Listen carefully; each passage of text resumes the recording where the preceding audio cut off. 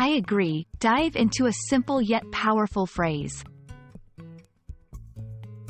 Hello, English language learners. Today, we're going to explore a very common and essential phrase in English, I agree.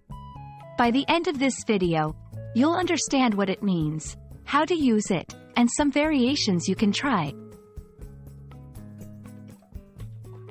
I agree is made up of two words, I and agree.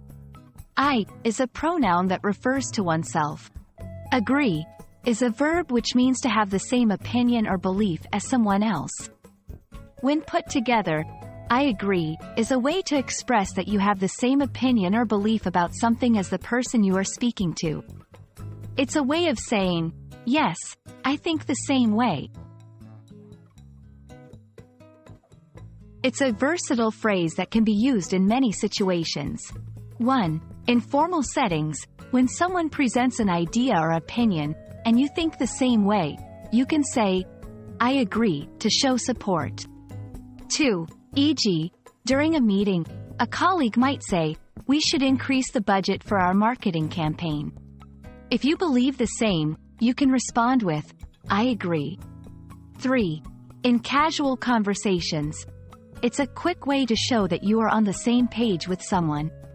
4. E.g., a friend says, this movie was really entertaining.